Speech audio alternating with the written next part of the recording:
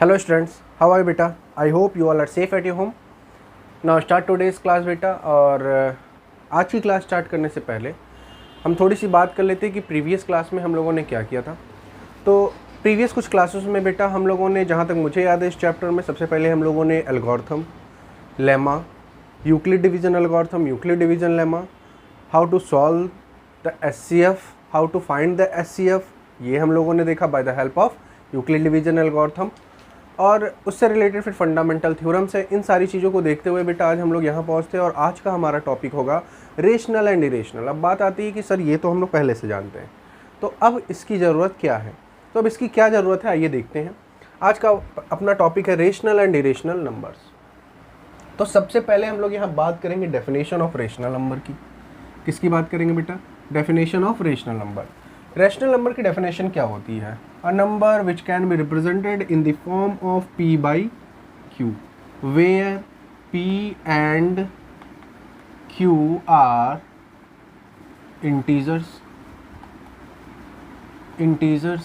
And Q not equal to 0 भी होता है। यहाँ तक तो ठीक है, बट अब हम लोग रेशनल नंबर की स्टैंडर्ड डेफिनेशन सीखेंगे, जानेंगे। P by Q के फॉर्म में रिप्रेजेंट करते हैं, where P and Q are integers होते हैं, Q नॉट इक्वल टू 0 होता है। एंड एक इम्पॉर्टेंट बात कि P by Q आर को प्राइम अभी मैंने प्रीवियस वीडियो में बताया व्हाट इज को प्राइम्स क्या होते हैं। अगर आपने नहीं देखा तो बेटा प्रीवियस वीडियो को फिर से एक बार देखिए, वहाँ मैंने कंपोजिट और को प्राइम के बारे में ज़रूर बताया। P by Q क्या होते हैं? को प्राइम। अच्छा, को प्राइम का मतलब एक बार मैं बता देता हूँ। को प्राइम का मतलब बेटा कि P by Q का केवल और केवल एक फैक्टर होगा, दैट इज 1। यानी P by Q का केवल एक फैक्टर आएगा 1 और उसका कोई अदर फैक्टर नहीं होगा। या फिर दूसरे सेंस में कहें P by Q का SCF 1 होगा इस केस में। अच्छा, इसकी ज़रूरत क्या है हमको? मैं इस पे इतना बार बार जोर क्यों दे रहा हूँ, या आप कह सकते हो मैं बार बार इस पे प्रेशराइज क्यों कर रहा हूँ कि दिस इज़ अ को प्राइम, दिस इज़ अ को प्राइम, दिस इज़ अ को प्राइम, क्यों कह रहा हूँ? रीज़न ये है बेटा कि अभी हमको इसकी नीड है, क्योंकि अभी हम लोग आएंगे क्या प्रूफ करने, मैं दिखाऊंगा कहाँ इसकी नीड है मुझे। देखिए, ये तो हो गई हमारी किसकी डेफिनेशन? रेशनल नंबर की।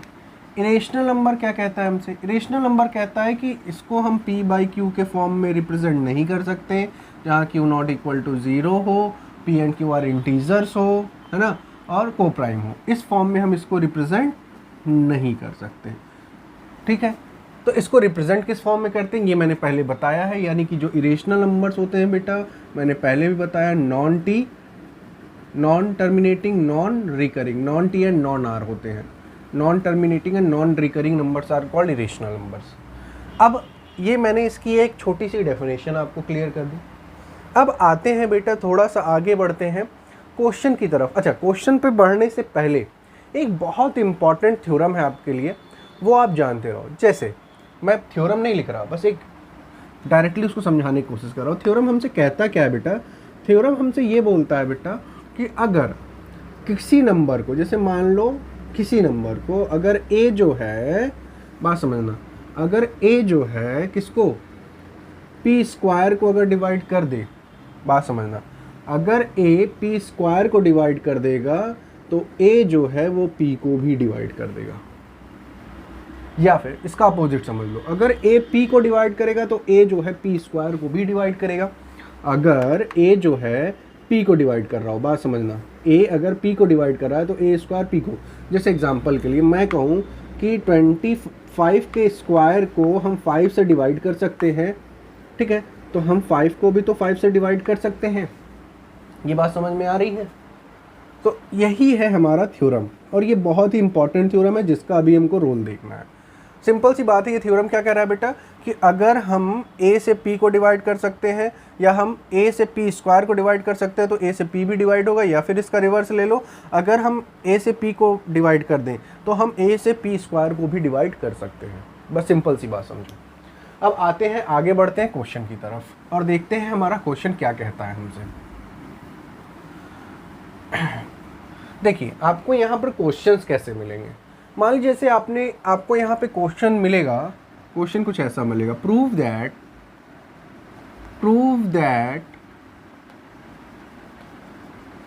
Root 5 is an irrational. आपको दिखाना है कि रूट 5 जो है वो एक इरेशनल है, इरेशनल नंबर है। तो हाउ टू प्रूफ, कैसे प्रूफ करेंगे? इसके लिए बेटा हम लोग कौन सा मेथड अप्लाई करते हैं जानते हो? उसको हम लोग कॉन्ट्राडिक्शन मेथड बोलते हैं। क्लास 9th में रेफरेंस बुक में ये मेथड दिया हुआ है, फिर भी इसको हम लोग यहाँ एक बार देखते हैं। तो हम लोग लेट करेंगे, लेट कर लेते हैं क्या, by contradiction method. Let if possible, अगर ये पॉसिबल है तो हम मान लेते हैं if possible root 5 is a rational number.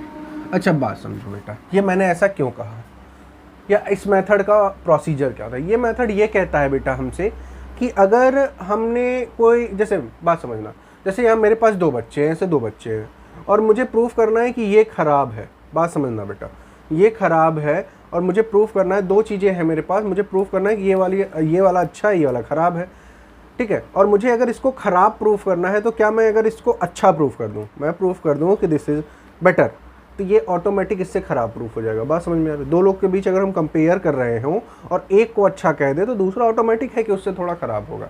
तो वही प्रोसीजर यहाँ पे कॉन्ट्राडिक्शन मेथड कहता है कि अगर हमने इसको पहले क्या मान लिया, is a rational number, root 5 को अगर हम रेशनल नंबर मान लेंगे और लास्ट में हम दिखा देंगे, लास्ट में हम प्रोसीजर से सॉल्व करते हुए आएंगे, अगर ये रेशनल नंबर नहीं है तो क्या होगा, इरेशनल होगा।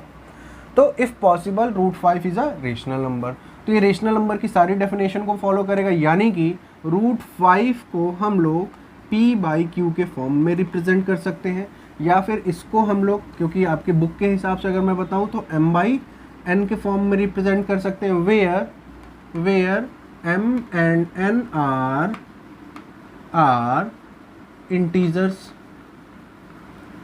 इंटीजर्स हैं और n नॉट इक्वल टू 0 भी है यहाँ पर, ठीक है। तो इस फॉर्म में रिप्रेजेंट कर सकते हैं, इक्वेशन नंबर फर्स्ट, ठीक है ना। अच्छा देखो बात समझना, अब मैं क्या कर रहा हूँ, स्क्वायरिंग बोथ साइड। अगर मैं, अच्छा देखो क्या यहाँ पे 1 लिख सकते हैं, क्रॉस मल्टीप्लाई कर दें, कर सकते हैं ना, बिल्कुल कर सकते हैं। अगर हम क्रॉस मल्टीप्लाई कर दें तो क्या हो जाएगा, n root 5 equal to m।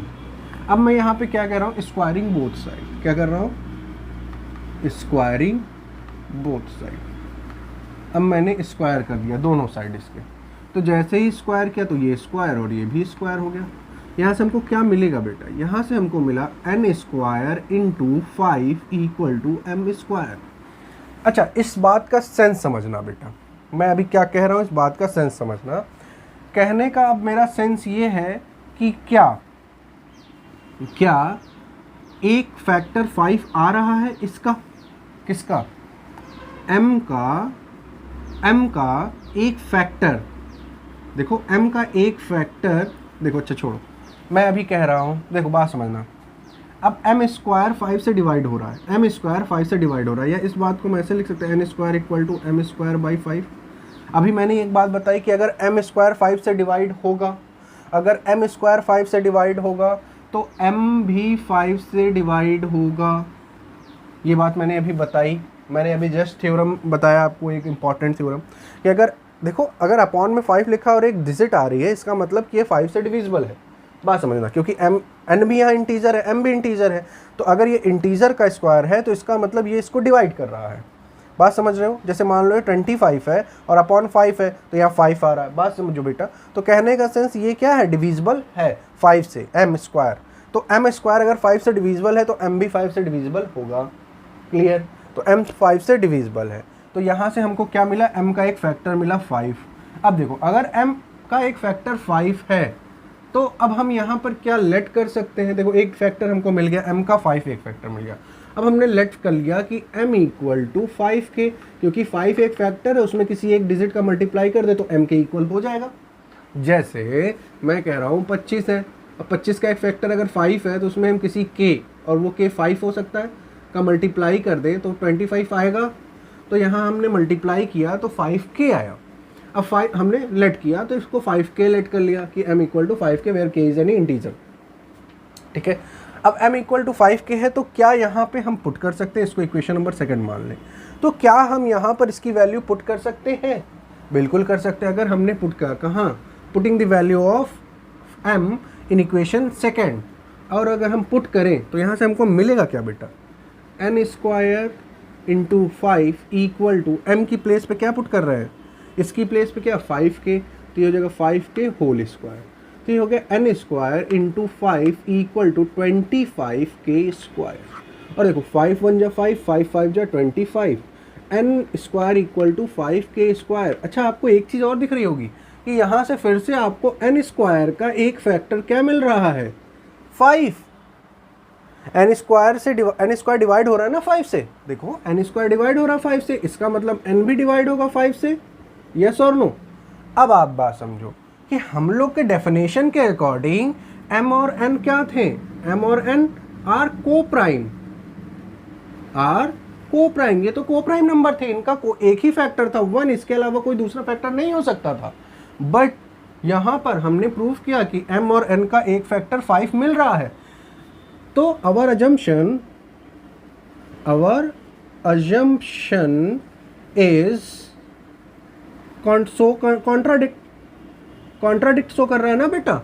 अगर ये कॉन्ट्राडिक्ट शो कर रहा है, इसका मतलब √5 इज नॉट अ रेशनल, √5 हमारा रेशनल नहीं क्या है, हेंस √5 इज इरेशनल।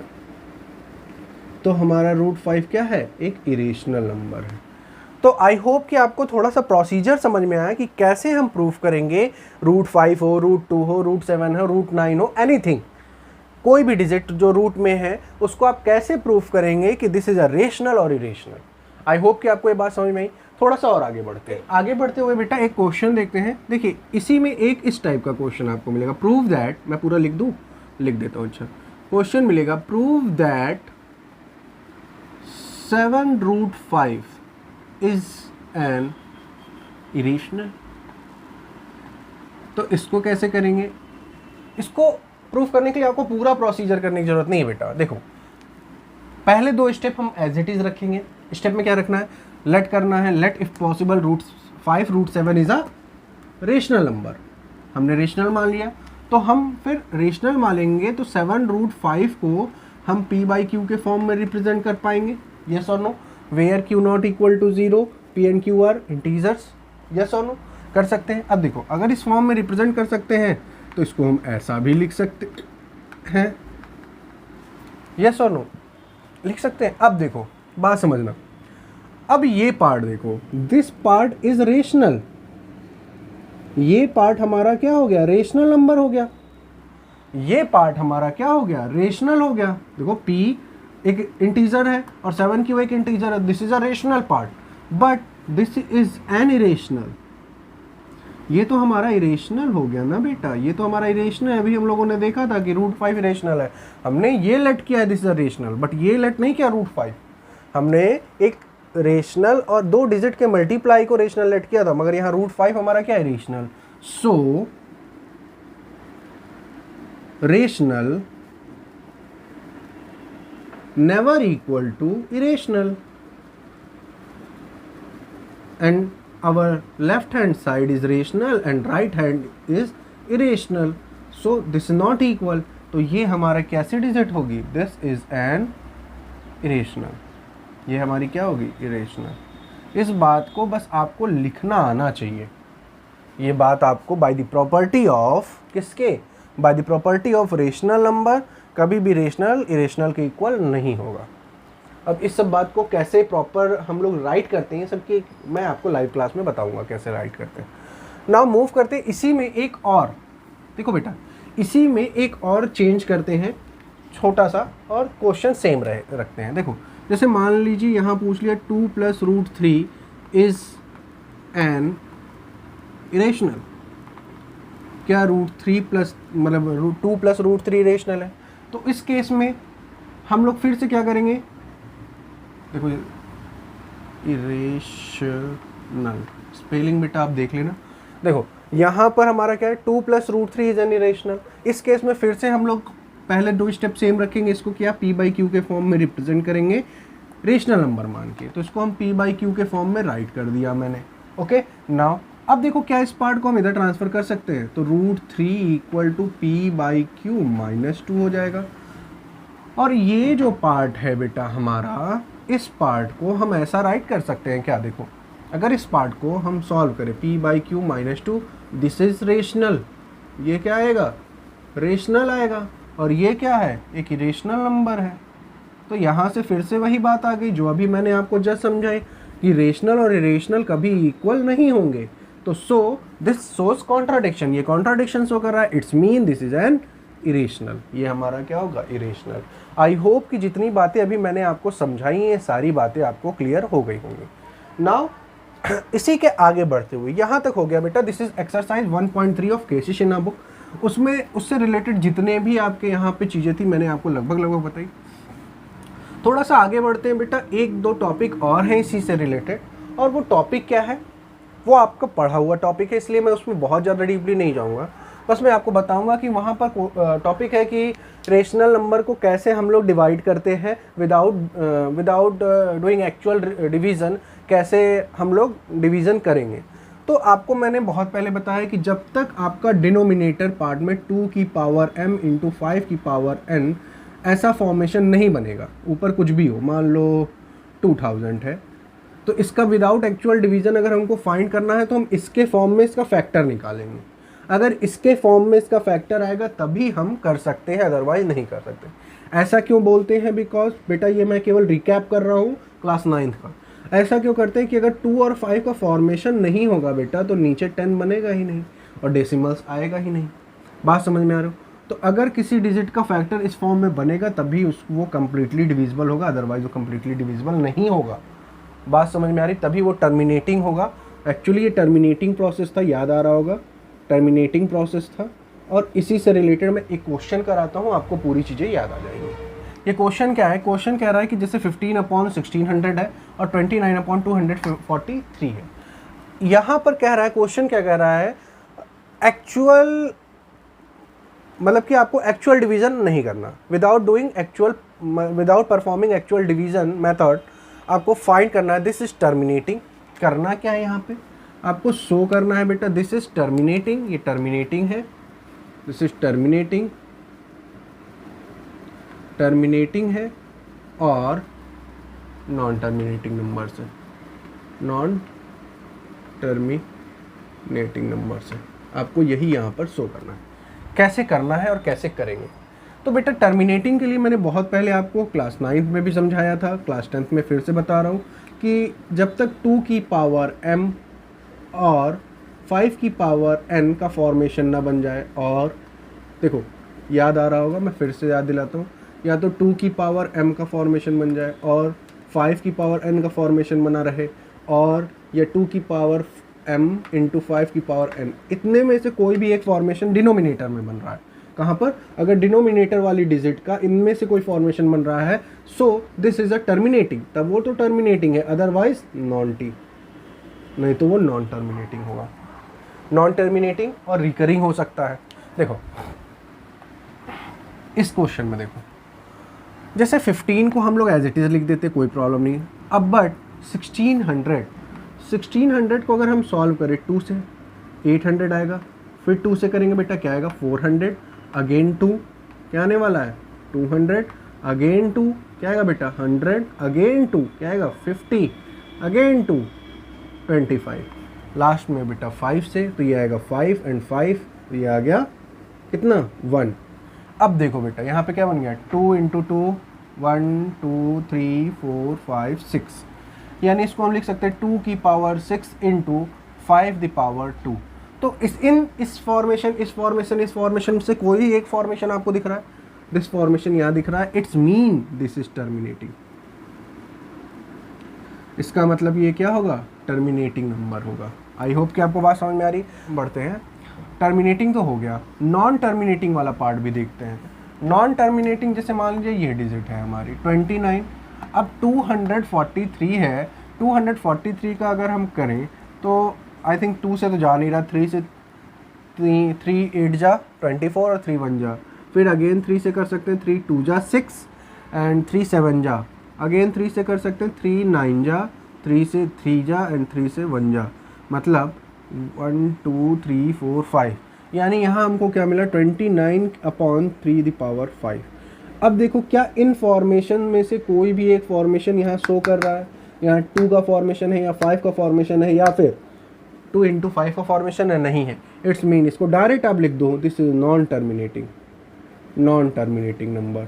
ये क्या है? Non terminating. सोचना ही नहीं है आपको, केवल ये और ये फॉर्म याद रखना है, अदरवाइज आपके दिमाग में कुछ चलना ही नहीं चाहिए। ओके, आई होप कि आपको ये बात समझ में आई है। तो केसी सिन्हा की बुक से बेटा एक्सरसाइज 1.4, 1.3 और 1.4 के मैंने अप्रॉक्स सारे कॉन्सेप्ट क्लियर कर दिए।